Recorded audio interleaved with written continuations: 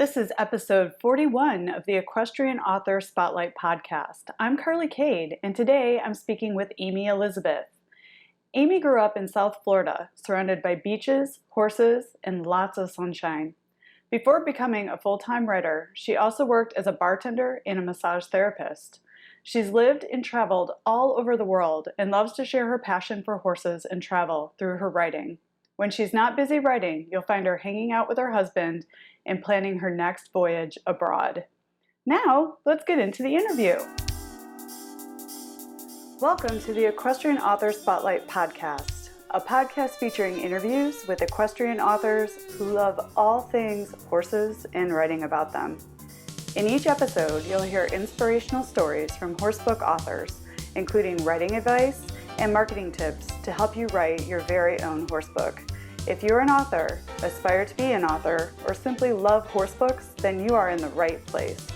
I'm your host, Carly Kade, and creative writing makes my spurs jingle. Hi everyone, welcome to the Equestrian Author Spotlight. Today I am so excited to have fellow equine author Amy Elizabeth on the show. I absolutely love her books and can't wait to get into the interview so you can learn about her too. Hi Amy. Hi, Carly. Oh, it's so great. And you are coming to us from Spain, right? I've interviewed people in all sorts of like cool places. Amy is like a world traveler, which we're going to talk about in this interview too, but you're coming to us from Spain, right? Yes, live from Barcelona. All right. Well, cool. So this is my first interview from Spain. So getting into the interview here, one of my favorite things to always ask authors when they join the show is the best question on earth. How did your love affair with horses begin? For me, I think it was just something I was born with, honestly. There was no history in my family with horses. I don't think that my parents had even seen a horse before I came along, but I can look back at like my earliest childhood photos and like, there I am as a toddler on a pony ride at the fair, or I'm taking a trail ride on summer vacation. It was just always something that I loved and was drawn to. Finally, when I was thinking about fifth grade, I managed to talk my parents into riding lessons. So I did that for a year or so and then signed up for one of those week-long summer camps that all horsey girls love to do. And found out at the end of the week that the beautiful Arabian horse that I had ridden that week was for sale.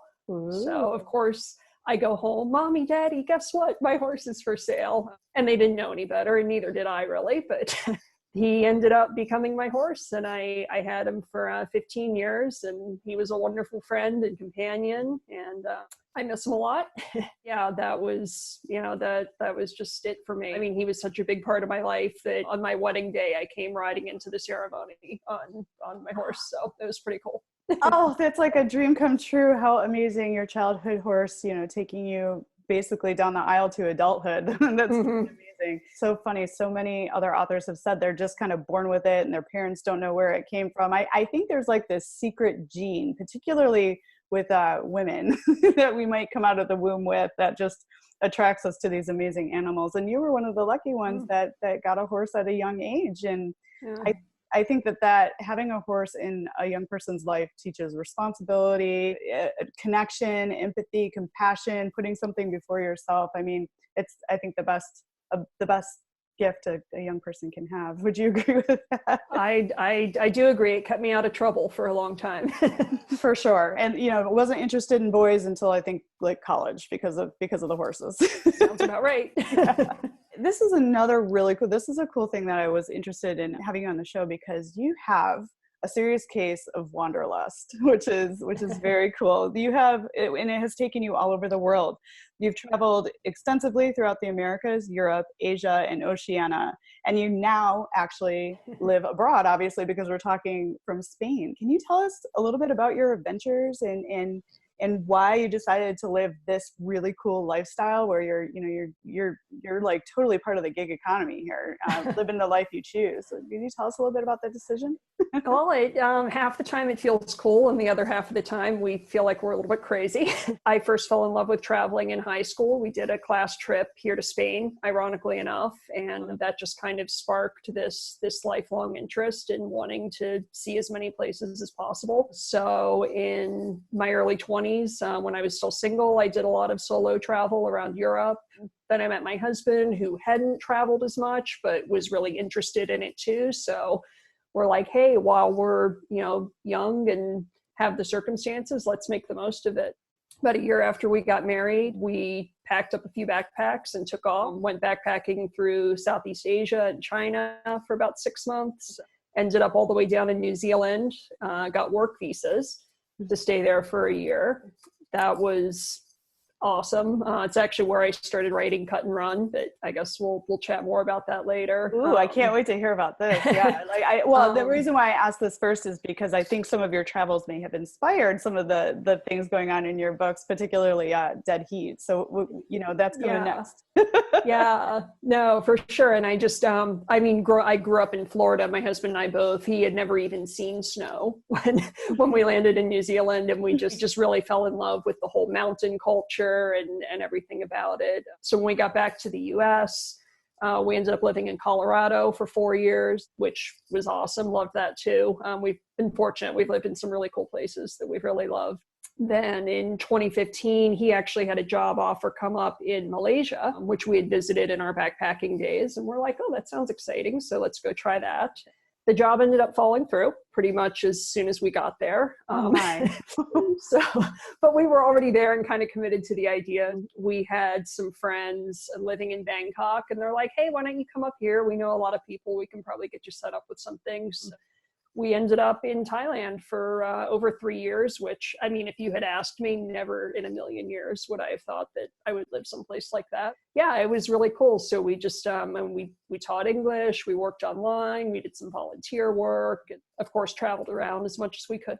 So it was a really neat experience. And then last year, finally had to come back to the States for a little bit, just kind of regroup. And then the door opened up for Europe, which I especially was excited about because I fell in love with it here 20 years ago, and here I am. So it's cool. That is so awesome. Like, how great is it that you met someone too that shares your affinity for, taking on these adventures and traveling, and there's something to be said for not being afraid to step into something, and it can be done, right? Like, you're living proof that you can do things non-conventionally, and it works, and you can write from anywhere, right? So that is so cool. So you mentioned that you started your first book, Cut and Run, the first book in the Aspen Eye series, while traveling, while you were in New Zealand. I think this is a great opportunity to segue into your book, how maybe your travel catered to your author lifestyle or actually infused some of your stories. So would you start off telling us about your books, and then we can dive a little deeper into how they bubbled up in your mind. Okay, I'm still trying to figure that one out. I think sometimes we all are. Yeah, right. So no, writing, it had always been a hobby, and I dabbled around with some shorter stories before, but I don't know, something happened. So we had just moved to New Zealand, and we were working at a hotel. We were actually living at the hotel and working these crazy hours. It was actually like one of the worst jobs I've ever had, day jobs. But I would work these like insane double shifts all day, and in the bar or the restaurant, and then I would go upstairs and I would just be awake all night writing. So the idea for Cut and Run actually started from a nightmare that I had. One night when we were there, I had this really vivid, terrifying dream that somebody was stalking me, and I didn't know who it was, and I woke up and, my heart was racing, but once I calmed down, I laid there and I was like, that would make a really interesting premise for a book. I had never thought about doing like a mystery suspense thing, but yeah, something sparked out of that dream. So I had to figure out where to set it. At that point, I had never been to Wyoming, but I had always been drawn to the area because it's the West and the mountains and the horses. And so it was fun doing all that research, and then choosing, Rebecca, my main character. She's kind of a bad girl, East Coast from the city, and she ends up out West. So playing, like bad girl meets good guy, and, the East Coast culture versus West culture. Yeah. So it was a lot of fun to explore with that. Yeah. Somehow it just kind of came together. kind of a manic way. First of all, I love Cut and Run. I love the Aspen Eye series, and I love all your books. Like, I'm so excited to have you on the show today because you are actually the equestrian fiction author who made me realize, oh, I can do this too. I can, because I was always Google searching, or not, Amazon searching for horse books. And your book consistently always came up to the top. And I bought Cut and Run and I devoured it. And then I picked up all the rest of your horse books, and I took them on vacation, and they were the perfect vacation reads. Like, I read Dead Heat while I was in Aruba, and I was just having such a good time with it. But what I love about, let's go back to the Aspen Eye series, is that Rebecca is this, East Coast, kind of tough girl, goes out west to the ranch where there's, the cowboy lifestyle, and she knows nothing about horses and gets involved in the horse world, which is such a cool premise, and you told it so well. So let's dive a little further into the Aspen Eye series. So it starts with Cut and Run, and then the journey continues through 2 other books, which is really cool. You want to tell us a little bit more about the series? Yeah, so it, I had no intention of writing a series. I mean, Cut and Run just kind of happened, and I did kind of write it as a standalone book, but after it was published and, reviews started coming in, and people they loved the characters, they loved the story, and everybody's like, where are the sequels? Where are the sequels? And I was like, sequels? I wasn't really planning on doing any sequels. The manic phase kicked in. I sat down, I wrote and published Indian Summer and Showdown in 11 months and had the whole series published in under a year. So that's like incredible, like unheard of. Obviously the manic writing works for you, and the muse kicked you first for the first book, and you kind of were like, the dream drove that book and you got it out there, and then your readers spurred you on to get the other 2 books out, which you did in 11 months. So did you sleep? Like, what was your manic style to get those books written and out too in 11 months? That's like amazing. I wish I could write like that. No, you don't, because it basically turns you into a crazy person. If you don't believe me, ask my husband. No, I so admire the writers who, have a schedule, and they wake up every morning and they say, okay, I'm going to sit down at, and I'm going to write from 7 a.m. to 9 a.m. and then I'm going to go about the rest of my day, because that doesn't work for me. When I get pulled into a story, and I'm really getting into, the nitty gritty with my characters, trying to figure them out and doing their backstory. And I mean, I'll be awake for days. I won't sleep. I won't eat, frozen dinners, maybe if I'm lucky, but I mean, it's not glamorous. It's not romantic. It's just, the rest of the world just kind of disappears, when I get really, really deep into the story. But I don't know. It works for me. I've tried to, sit down and structure it. Okay, well, I'm just going to write, 500 words a day or something. It's just, if it kicks in and it takes over, then, I'm off and running. So. Well, spoken like a true artist. I mean, that you are involved, you are absorbed in your work, and, but you make a great point. You tried the other way, and that just doesn't work for you. And you have to go with what works for you when you're writing a book. Everybody's got a different style. You can try different things and see what works, but clearly for you, all in is the best way to do it. And, you may come out a little crazy on the other side having not slept, but look at what you accomplished, right? Like, you just went with it and followed what was working for you. And you came out with two books to complete a series in 11 months. That's based on reader feedback. That's like incredible. And by the way, Amy's books are very highly reviewed and rated on Amazon, which is why I discovered you. And, and since then it's been really neat. We've actually developed like an author friendship.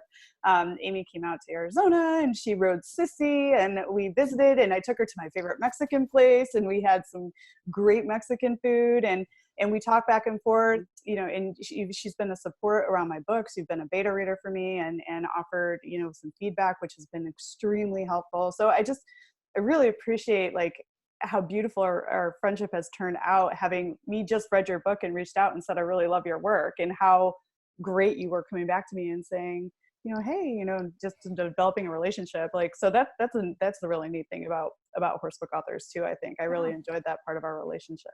Well, and it's cool for me too, because I just stayed up all night and started writing a story. It was never, my idea to, oh my gosh, I have to go publish this and sell 1 million copies and make all these that wasn't really my motivation for doing it. So when I do hear positive feedback from that that people like my stories and my characters, and that's really cool. Makes me feel good. Yeah, I love that. And so we've and it's true. I mean, you talk about this a little bit in one of the questions I ask you later, but I don't want to leave listeners hanging around the Aspen Eyes series. So is there a way that you could deliver like a quick wrap-up summary of kind of what this series is about for readers who haven't read it yet and are interested in learning more? Can you do like a long line or a quick summary for this series so people know what the story is all about? Okay, that's like the worst question in the world to ask an author, but here we go. I know, it's so hard. It's like, how do you describe your book without getting deep, because you're so connected to it too. It's like, okay, they call them log lines in the movie business, where you have to pitch your book in one line, which is like so hard. We're talking about 90,000 words here, folks. Mm-hmm.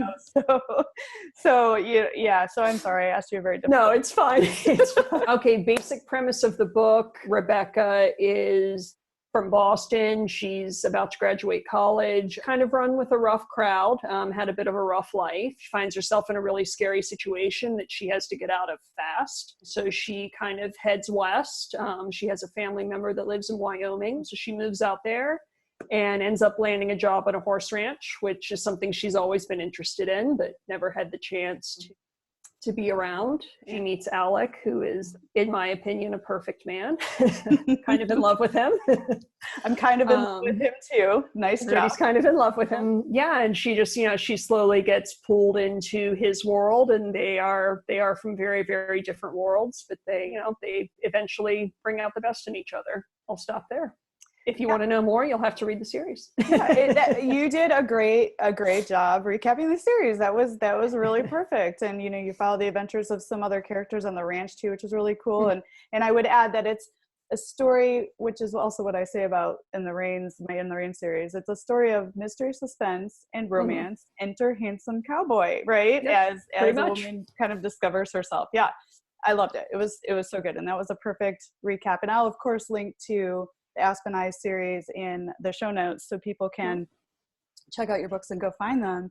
And I wanted to also talk a little bit about Dead Heat. Dead Heat is a standalone novel, and I devoured it. Like, I absolutely loved it. When I was finished with the Aspen Eyes series, I'm like, what else has she written? There's got to be more out there. And then I found Dead Heat, which is a very good book in and of its own right, and it's totally different from where you went with the Aspen Eyes series. Let's talk a little bit about Dead Heat, and I totally see your world travel showing up inside of this book. So I'm going to ask you the difficult question. Give us a little summary of Dead Heat, and then let's talk about how maybe your travel infused writing that one, and where were you at the time? Where was I at the time? I was in Colorado when I wrote that. Ironically, it was before I lived in Thailand, which is funny because about half the book is set in Thailand. Yeah, I did not know that. I thought it was directly it's almost like you have like this premonition about where you're going to wind up or something. It could be. No, I wanted to just go a different direction because with my series, it was, pretty much just all set on this ranch, and that's a fun setting in a way, but I have this wanderlust, and I do love to travel, and part of me has always dreamed about maybe being a journalist or being a photographer and getting paid to travel the world, which is kind of how I set up my main characters. That was really fun to bring that element into it, the main love interest in it. I set that other half of the story in Florida and around thoroughbred racing. I made him a horse trainer, which I've always thought thoroughbred racing is really cool. Again, something I never personally got to, get into as a job. So yeah, for me, it was definitely a lot heavier on the mystery side. You've got a character with amnesia trying to figure out, who she is, and you know, you've got another couple that are kind of reluctantly getting involved, but you don't really know what their backstory is. There's a lot of layers to peel down through it. You know, and then of course everybody ends up being connected somehow, and you've got to figure that out as the reader. So yeah, I had fun with it. It was very different than Aspen Eyes. I really enjoyed working on that too. Yeah. Oh, it was such a great read. I really enjoyed it. And then you don't only just write horse books, you also have a fifth book that you had written. You want to talk a little bit about that one too, just so people can see you don't have to stick just in the equestrian vein. Like you can expand as a writer and do something else, which you have.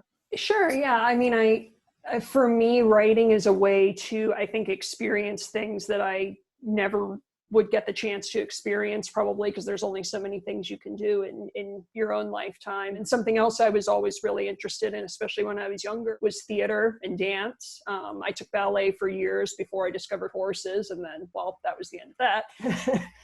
I did start one book of supposedly a 3-book series about my main character is she's a retired dancer. Her husband is an airline pilot. So again, kind of throwing in the travel element. And then I have this kind of quirky third character who's a male actor that everybody in the world is in love with, you know, except our main girl, of course. She doesn't see it. But I set it in LA, you know, in a big city.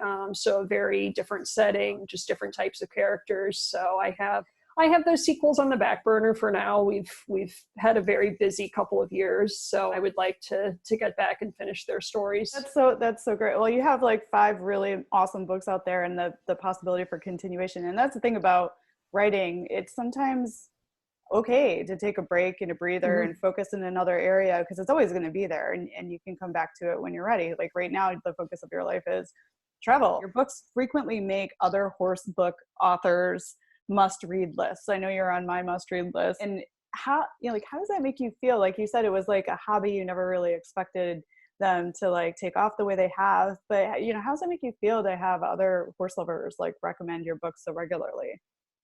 It's flattering. It's never anything that I would have, you know, thought of sitting in that hotel room at 3 a.m, you know, starting to write this story that it turns out a lot of people were actually really going to like. The best thing an author can hear is that, you know, their work is appreciated and that people, you know, connected to their characters. So that's great. You know, it's a really good feeling.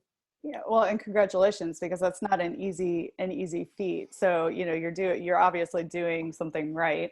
But there's also kind of like a segue to that question, because I asked you when I was, you know, pulling together questions for this interview, what advice that you would share for aspiring authors. So even though you made these lists, you still have you have like a sidebar to that, which is your advice that you'd offer for authors. Will you talk to us a little bit about that?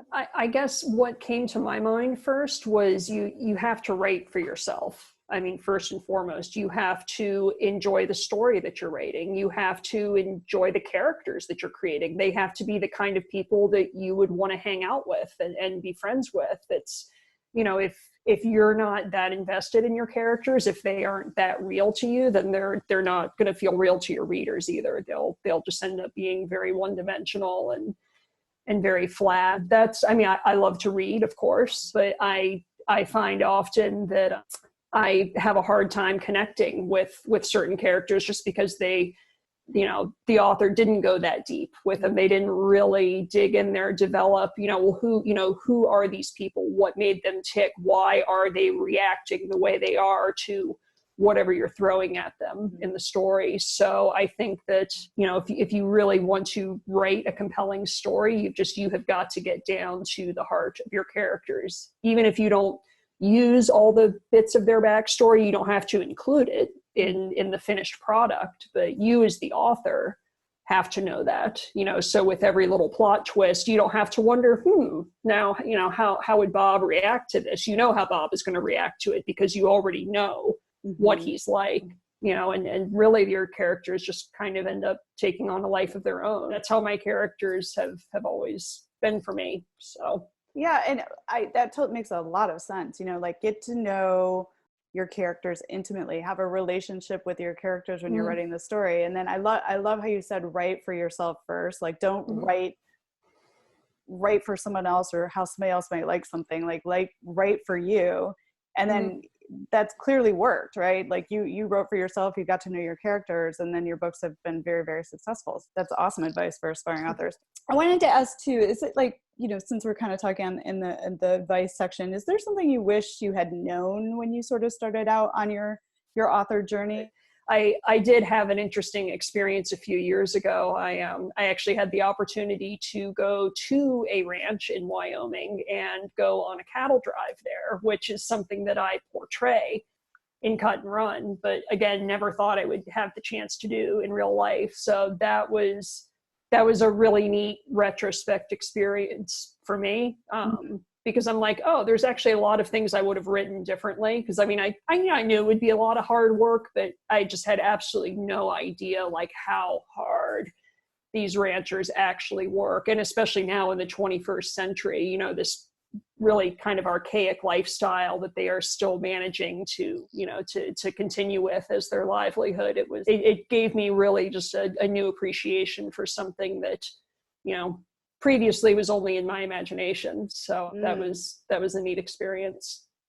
So maybe, I mean, you wrote, I would never have thought that you hadn't been on a cattle drive when I read the book, but so, you like, had you been on the cattle drive before you wrote the book, you might've infused it with some different experiences that you did have. I've always wanted to go on a cattle drive on a ranch. Like, how did that come about? Like, how awesome, like was it like a full on working ranch where you got to go and rope the cattle and have coffee over the fire? I actually just ended up kind of meeting this family through mutual friends in Colorado. Their daughter had married a guy who was a fifth generation rancher. They had 10,000 acres up there. They obviously breed their own cattle. They breed quarter horses, a beautiful, beautiful buckskin stallion that, is their stud for their whole herd. So I mean, just getting up there to visit them was awesome enough. Then I got an invitation to come back because every year, so they have, like I said, 10,000 acres. So kind of one end is the homestead, and then they've got, miles and miles of flat. And then they actually own a bunch of land that's like on the side of this mountain, and that's where their summer pastures are. So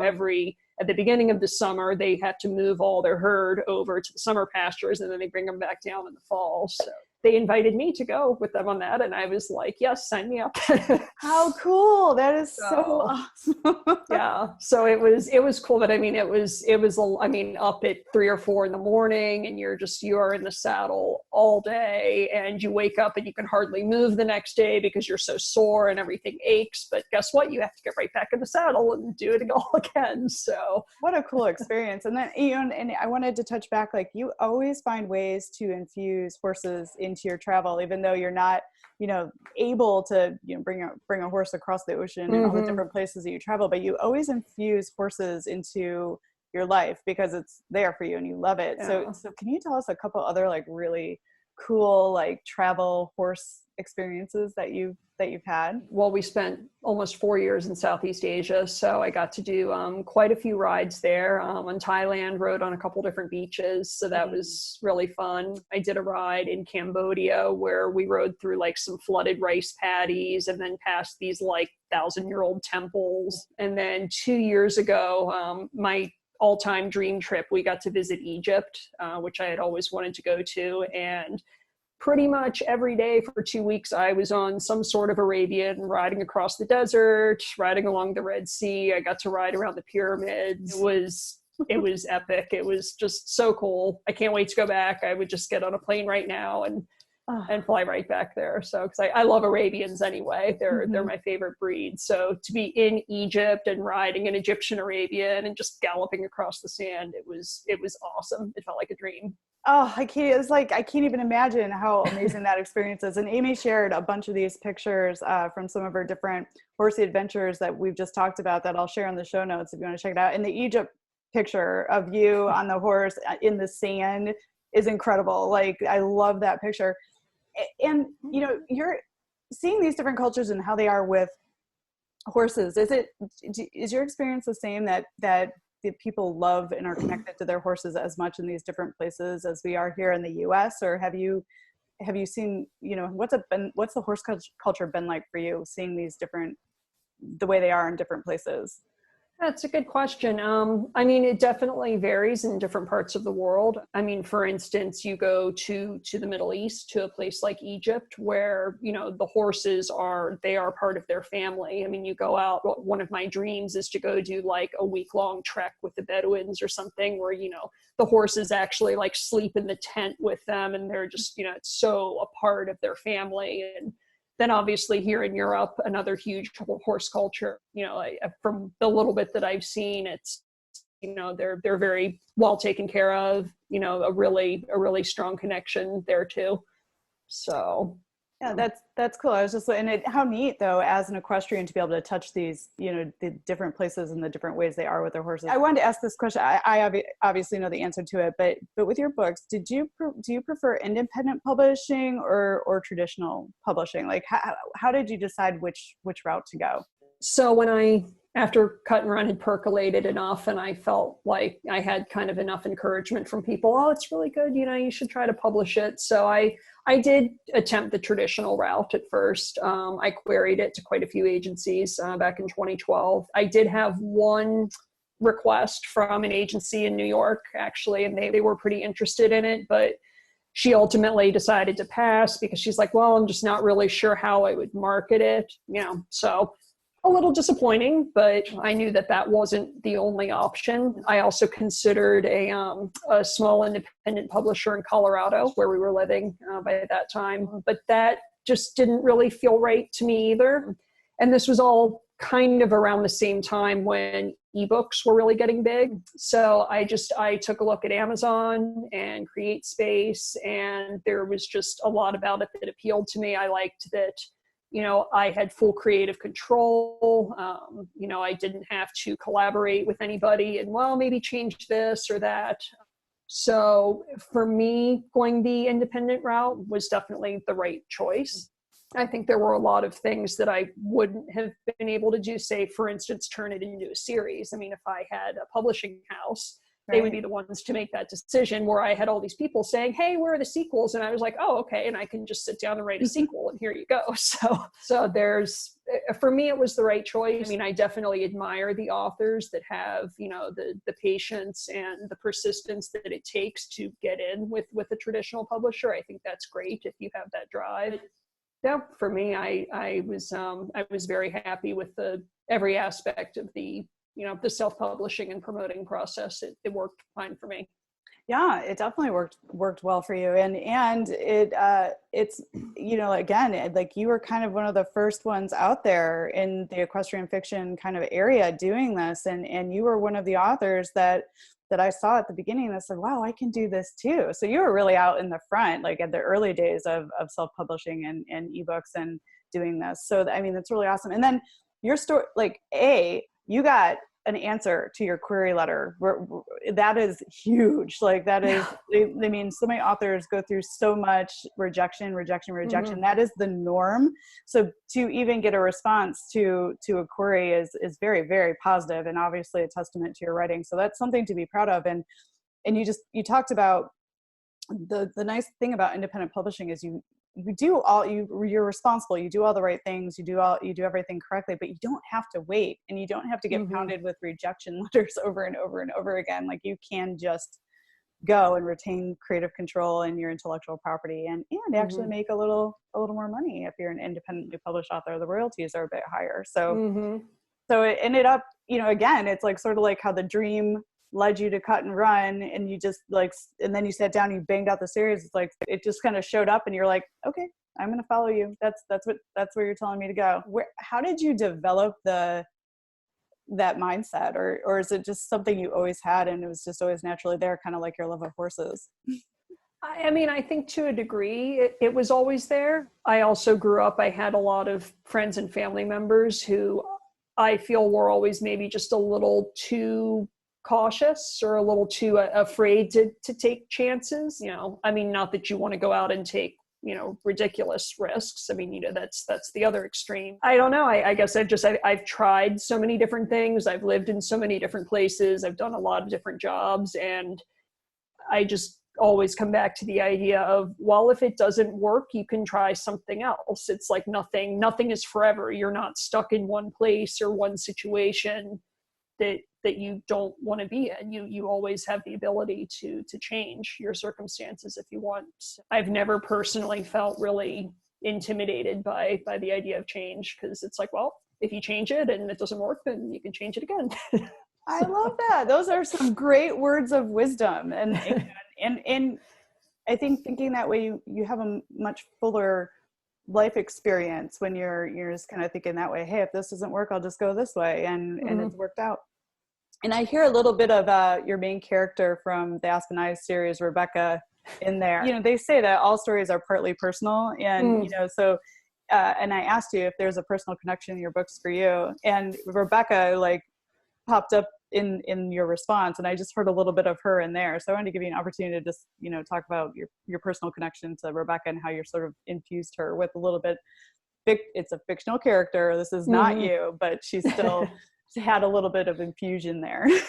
Yeah, no, definitely. I mean, she grew up on the East Coast like I did, you know, outwardly is, you know, and pretty tough, pretty confident, you know, definitely has that about her, but just has no idea where she's supposed to fit in or where she's supposed to be, which is still honestly kind of where I'm at. I mean, maybe that's why, you know, I've been so many different places, because I'm, you know, maybe still trying to find that exact spot where I fit in. So yeah, definitely a lot of personal connection to Rebecca. Life is so, do we ever really belong anywhere? You know, we're constantly evolving and becoming, you know, different versions of ourselves. I wouldn't go back to 16 if you paid me. You know? So keep moving forward. You were my very first interview ever on my Equestrian Author Spotlight when I was just doing the written interview questions on the blog. So, you know, you've been supporting me and been an author friend of mine for a while.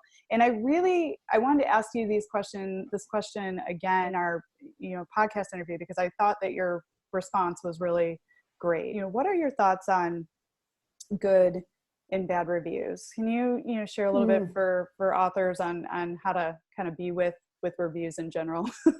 Yeah, I mean, nobody likes a bad review. Obviously, it always stings a little bit, especially when you have poured your heart and soul into this character and into this story, for somebody to be like, actually, I didn't like it. It's like, no, but wait, you didn't understand. This is what I was trying to say, or what I was trying to do. But I mean, at the end of the day, none of us, no matter how brilliantly we write, nobody can create a story that 100% of people are guaranteed to love. I mean, that's not true with a book. That's not true with a movie, with a food, with anything.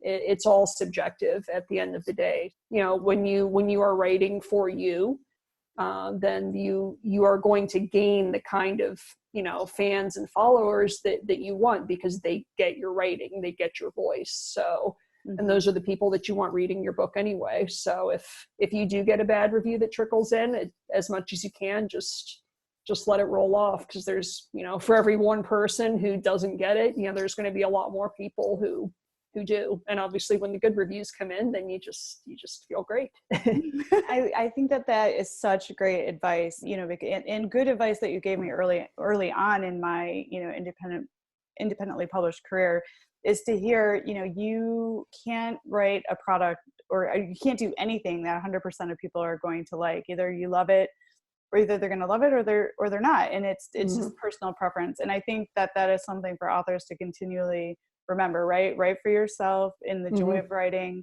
And if you're creating a product that you love, there will be the right people that do read it. What has been the hardest part of doing this kind of work? The hardest part for me is actually just myself and my own writing process. I kind of mentioned earlier, it's pretty manic. You know, so that kind of turns me into a crazy person when I'm really deep into the story. I have a hard time juggling, you know, my real life, the rest of my life, when I'm in the writing process. What kind of makes me chuckle is there's such a romanticized view of what it's like to be a writer. So, you know, when people ask what I do, especially now that I'm pretty much writing full time, they're like, "Oh, you're a writer." Just that they get this look on their face, like you're some magical unicorn that just popped out. And I don't have the heart to tell them, well, actually, I live in a tiny apartment and I sit on an uncomfortable couch and I don't sleep or eat for days at a time. That's the reality. You know, but that just kind of makes me chuckle inside, because I'm like, okay, I'll let them keep their vision, of what it's like to be a writer, to be an author. I love that. That is funny and very true. And, and I think the reason why sometimes that reaction is that way is because writing a book is daunting and a big undertaking. And, people think about the entirety of writing a book and they're like, wow, you did that. And it actually is a wow moment. Like when you have completed a book, there's a pretty big wow factor going on around that. What, I did this, I created something that never existed before. And that's pretty special. Definitely. And then I wanted to ask you too, is there anything like your readers would be surprised to learn about you? I love to ask this question too, because I'm a reader. So it's like, is there anything that might surprise me? I mean, you have a pretty surprising life, but I'm terrified of the dark. Oh, wow. I am actually, I have a horrible phobia of caves. You could not pay me to go in a cave. That would explain why you don't mind staying up all night in that manic, writing craze, because you don't like the dark. That is true. I don't like the dark. I think it was a surprise to me too, that I had such a creative burst for, about 18 months, from Cut and Run to Dead Heat. I wrote 4 novels in a year and a half. And then, I don't know, it just kind of, I don't want to say dried up isn't quite the right word, but everybody's like, oh, when's your next book and when's your next series? And I'm like, I kind of just don't really have a solid enough idea. I mean, there's a few little things kicking around in my head. Like as soon as that burst of inspiration came and the floodgate opened and it all came out, and then I've just kind of been sitting here like, oh, okay, well, I don't particularly have an idea for another novel really at the moment. I mean, I do have the one series that I started, but I don't know, I haven't felt a strong enough pull to finish that character's story and journey yet. So I've been doing more online writing. I've been doing some content writing for websites. I do a little travel blogging. And so for now, my focus has kind of shifted away from fiction into that. And it's so interesting to hear that is your style. It's almost like you're waiting for like that burst or that dream or that something to show up again so you can go into that phase. At least you do it fast though. Like at least it isn't a manic, like 3 months thing. Like if you're manic for a few months and you produce 2 books, that's pretty incredible. And sort of just how the muse works, and it's like, and I know when I'm, with your content writing, working in that lane, that's a kind of different creative brain that you use instead of like writing fiction. So what I find is like, I'm not able to piece that up very well. Like I either need to be creative writing or I need to be business writing, but I can't like do them both randomly. Is that your experience too? Yeah, it's kind of, I feel like one part of your brain is fired up or the other. It's hard to do both. Yeah. And like we talked about earlier, everybody's got a different style and a different way that they work on it. Some people can do that too. So it's just like kind of interesting dissecting the writer's mind and sharing openly about like how these processes work. And thank you for that. So I have to ask, I mean, you sort of kind of touched on this, but what are you're curious about maybe where the muse will show up for your next book, but like what else are you curious about? Like what sort of, and it could be anything, like what's next for you? Where are you thinking about going? Right now I'm curious to see how well my really bad high school Spanish is going to hold up. living in Barcelona. I'm definitely hopeful that I'll have more chances for like my love of travel and horses and writing to have ways to intersect. I dream about maybe having a travel blog that takes off and getting an invitation to start doing, some horse treks in really cool parts of the world that I could write about. That would be like my ultimate dream, go to like Morocco or Mongolia or some really cool place and go ride across the desert and write about it. If I were to tackle another standalone novel, I would actually really like to get into historical fiction. That's something that I've kind of always had as a background goal because I love history and I love Europe, especially European history. So I've had a few really loose ideas in my mind, either something like World War II era, although there's already a lot of that. I love that time period. I think it was just very romantic. There was so much uncertainty in the world. There's a lot of different time periods in history that I'm really interested in. So I think it would be cool to write a novel that is set in one of those times. It's like I'm living in a place where I feel like the inspiration could strike at any time. So we'll see. For sure.